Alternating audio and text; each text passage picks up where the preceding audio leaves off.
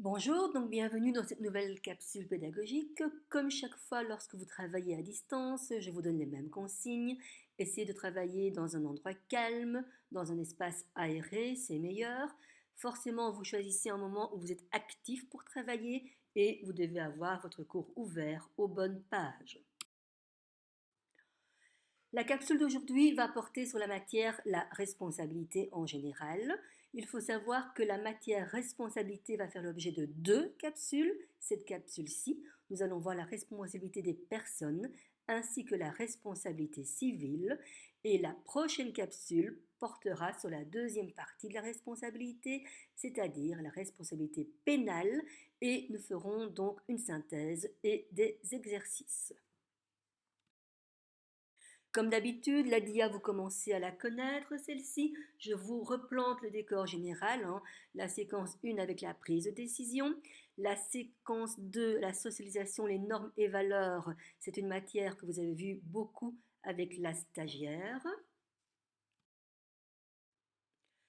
La séquence 3 sur la transgression. C'est une matière que vous avez vue également avec la stagiaire. Rappelez-vous, transgresser, c'est quand on désobéit. D'accord, on désobéit. Et lorsqu'on désobéit, eh bien forcément, on s'expose à la sanction. Nous revoici donc à la leçon d'aujourd'hui. Je vous avais annoncé séquence 4, la responsabilité. Voici ce que nous allons avoir au menu de la capsule. La responsabilité des personnes, la responsabilité civile, la responsabilité pénale, et synthèse et exercice. Responsabilité pénale, synthèse et exercice font l'objet de la deuxième capsule sur la responsabilité. Nous avons donc vu jusqu'à présent la prise de décision qui était influencée par le contexte psychologique ainsi que le contexte sociologique. Rappelez-vous, contexte sociologique, quand on réfléchit, quelle est la norme qui a été enfreinte, quelles sont les sanctions possibles, formelles ou informelles, quels étaient les agents de socialisation qui nous avaient donc éduqués, et finalement, on explique le pourquoi de la prise de décision. Ensuite, nous avons vu que les agents de socialisation, on les rencontre à tout moment de la vie. Et lorsque nous avons intégré les normes, les valeurs et les statuts d'une société, on est en train de se socialiser. C'est ce qu'on avait appelé le processus de la socialisation, rappel stagiaire. Il nous arrive parfois de désobéir aux normes, formelles ou informelles, c'est donc la transgression. En transgressant les règles, nous nous exposons à des sanctions.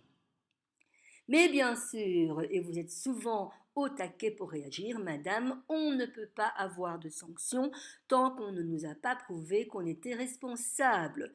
Et donc voilà la matière d'aujourd'hui, comment prouver que vous êtes responsable. Voici donc un premier exercice que je vous propose. Voici un énoncé. Jean, 17 ans, se rend à l'école en scooter. Il est un peu en retard et en se pressant passe la priorité de droite sans s'arrêter. Pas de chance pour Isabelle, 15 ans, qui se rend à l'école en vélo. Le scooter la percute violemment. Heureusement, tous deux portent le casque, vous voyez que c'est utile. Les dégâts sont légers. Un phare cassé donc au scooter de Jean. Le bras et le vélo d'Isabelle sont également cassés et Isabelle est emportée aux urgences. Donc voici la situation, vous voyez bien ce qui se passe. On a un gamin qui est pressé, il roule en scooter, il grille une priorité, pas de chance. Un cycliste, plutôt une cycliste arrive et bardaf, on se percute. Voici les questions auxquelles je vais vous demander de bien vouloir répondre. La première question, que devra faire Jean immédiatement après l'impact? Vous répondez au fur et à mesure où je lis les questions, ce ne sont pas de longues réponses. Question B, qui est Jean? Est-il responsable de ses actes? Quand je dis qui est Jean, ben, ça veut dire qu'est-ce qu'il est, est-ce que c'est un vieux, est-ce que c'est une infirmière, est-ce que c'est... Voilà, donc rien de très compliqué. La question C, Jean a-t-il commis une faute? Attention, quand je demande si Jean a commis une faute, je ne demande pas encore si Jean est responsable. Je demande simplement, est-ce que Jean a commis une faute?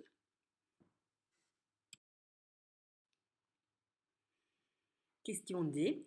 Il y a-t-il des dommages matériels? Évidemment, on n'arrive pas à l'âge de 17 ans, de 18 ans, sans savoir ce que sont des dommages matériels en cas d'accident.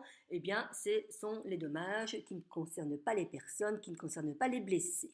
Y a-t-il dans ce cas-ci des dommages matériels? Vous répondez. Y a-t-il des dommages corporels? Eh bien, forcément, les dommages corporels, c'est y a-t-il des blessés? Est-ce qu'il y a des endroits du corps qui ont été blessés dus à l'accident? La question F est un peu plus difficile. Y a-t-il un lien de causalité entre la faute et le dommage? Lequel? Cela veut dire que lorsque on subit un dommage, par exemple, il y a une tache sur mon manteau, ça c'est un dommage, mon manteau est sale, mon manteau est endommagé. Lorsqu'il y a une faute, c'est-à-dire il y a un automobiliste qui est passé, qui a roulé dans une grande flaque d'eau, la flaque d'eau a éclaboussé Madame Carlier, le manteau de Madame Carlier est endommagé, il est sale.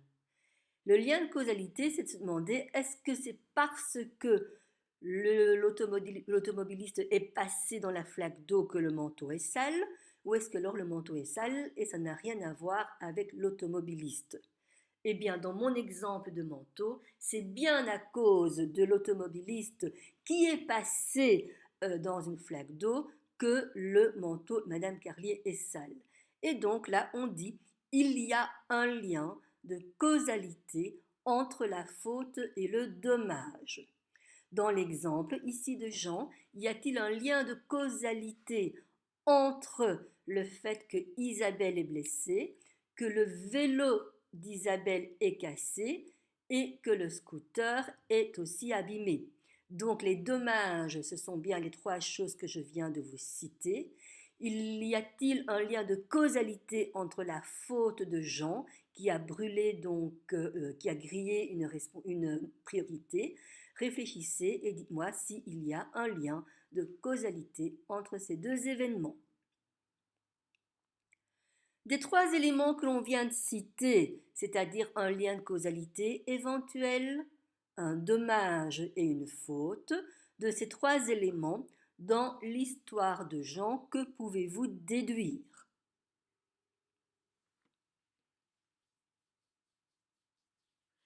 Est-ce que la faute de Jean mérite une punition? Et d'après vous, quelles sont les punitions possibles en Belgique? La dernière question, est-ce que Jean pourra demander le remboursement de phares cassés à Isabelle? Voilà, je vous laisse un petit peu de temps pour relire vos réponses et nous nous retrouvons tout de suite après.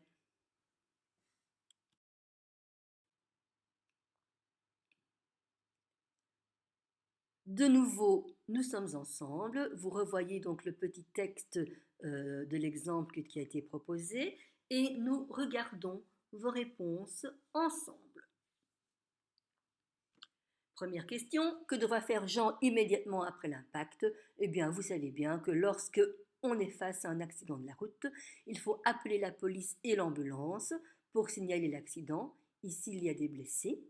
Vous devez normalement enfiler la veste fluo qui doit obligatoirement être dans votre scooter.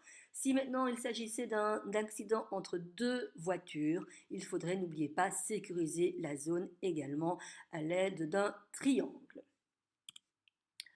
Question B. Qui est Jean? Est-il responsable de ses actes?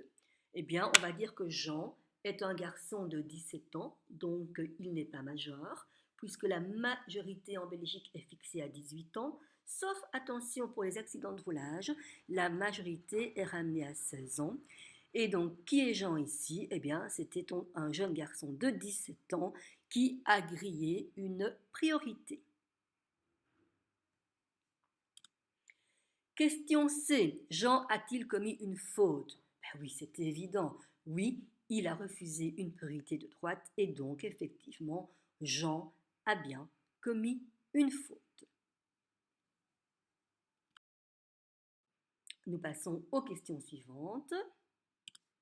Y a-t-il des dommages matériels? Je vous avais dit les dommages matériels, c'est tout ce qui n'est pas blessure. Eh bien oui, on a le phare de Jean, enfin le phare du scooter de Jean qui est cassé, et nous avons le vélo d'Isabelle qui est cassé aussi. Donc deux types de dommages matériels. Y avait-il des dommages corporels? Oui, le bras d'Isabelle. Donc ça c'est bien des blessures. Et alors mon slide est apparu un peu vite. Question F. Y a-t-il un lien de causalité entre la faute et le dommage? Lesquels? Eh bien, effectivement, ici, il y a bien un lien de causalité entre la faute et le dommage, puisque c'est bien à cause du fait que Jean a grillé donc une priorité qu'il y a eu dommage. Donc le dommage est bien lié à la faute. De ces trois éléments, que peux-tu déduire? Eh bien les trois éléments, c'était qu'on a un dommage, qu'on a une faute et que le dommage est lié à la faute. Ça, ce sont les trois éléments. Eh bien de ces trois éléments-là, on peut déduire que la responsabilité civile de Jean est engagée, du moins celle de ses parents, puisqu'effectivement Jean est mineur. Est-ce que la faute de Jean mérite une punition? Quelles sont les punitions possibles en Belgique? Oui, il risque une amende pour non-respect du code de la route, donc bien sûr, il mérite une punition. Et Jean pourra-t-il demander le remboursement de phares cassés à Isabelle? Non, évidemment, parce que Isabelle n'a pas commis de faute. Faites attention, cette dernière réponse, j'ai oublié de la mettre en vert. Ce n'est pas trop grave, l'essentiel c'est que vous ayez toutes les réponses. Voilà, vous avez eu le temps normalement de compléter donc toutes les réponses. Vous pouvez de nouveau maintenant regarder le deuxième exercice que je vous propose dans cette capsule. Il s'agit de lire 3 extraits de texte et de me dire, lorsque vous avez lu ces 3 extraits, finalement, qu'est-ce que vous pouvez dire à propos du fait d'être responsable? Je vous demande d'expliquer largement ce que vous avez compris de ces 3 petits textes-ci et cela restera votre réflexion personnelle et donc je ne vais pas faire de corriger juste après. Mais vous connaissez Madame Carlier, je veux voir ça complété et il est évident que lorsque l'on se verra en classe, je verrai et je vérifierai que vous aviez bien réfléchi. Je vous laisse un tout petit peu de temps pour le faire avant d'aller déjà vers le dernier slide de cette première capsule sur la responsabilité.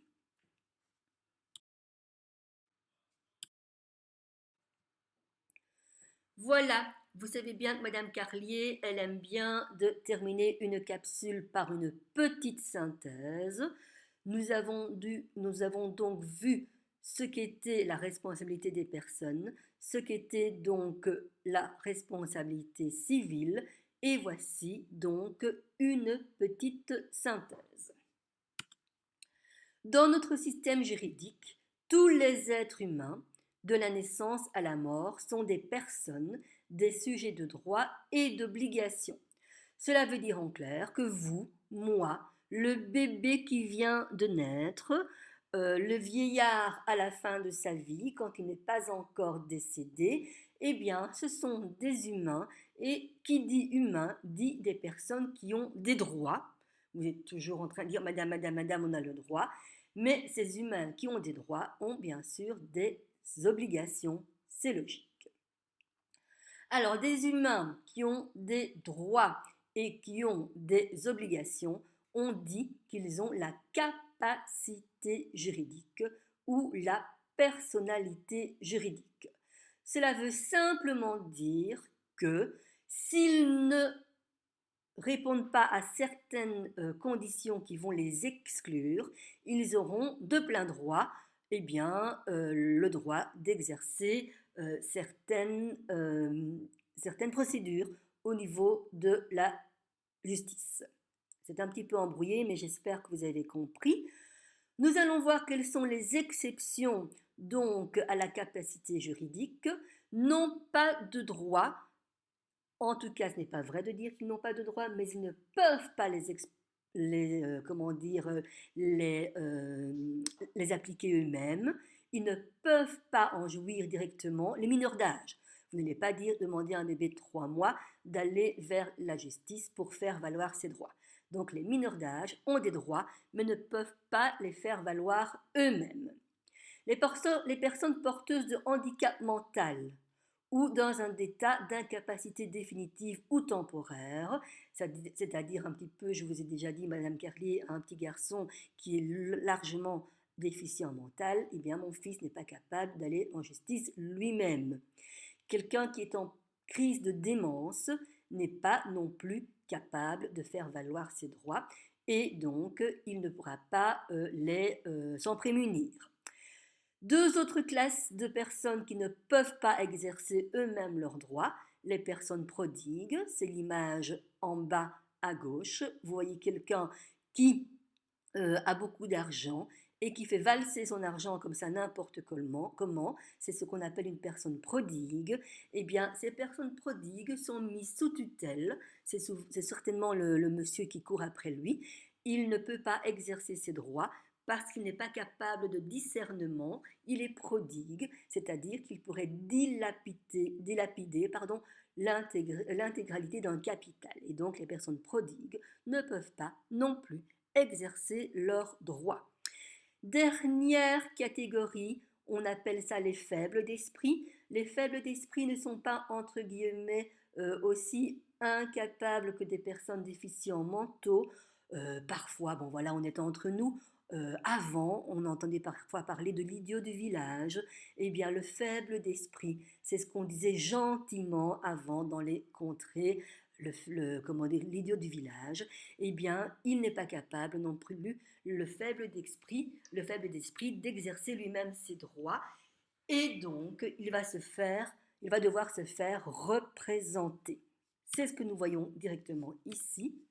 Les personnes qui ont des droits mais qui ne peuvent pas les exercer eux-mêmes. Donc par exemple, les mineurs d'âge ne peuvent pas ouvrir un compte bancaire sans la présence de leurs parents et ne peuvent pas descendre en négatif sur celui-ci. C'est un exemple de personnes, des mineurs qui ont des droits, mais ils n'ont pas 18 ans et donc ne peuvent pas eux-mêmes aller ouvrir un compte tout seuls. Et donc, comment doivent-ils faire? Ces mineurs d'âge, ils seront représentés par leurs parents ou, si malheureusement ils n'ont plus leurs parents, par un tuteur. De la même façon, la mise sous tutelle peut s'exercer sur des personnes prodigues, des personnes faibles d'esprit, des personnes en cas de démence passagère ou des personnes lourdement déficientes mentales. Voilà, donc la synthèse se termine et je vais vous inviter donc à relire toutes les notes que vous avez prises durant cette capsule pédagogique, vous assurer que vous avez bien compris et vous aurez évidemment un travail à me remettre suite à cette capsule pédagogique. Je vous remercie pour votre attention et nous nous donnons rendez-vous pour la deuxième capsule pédagogique sur la responsabilité. Au revoir et au revoir à tous.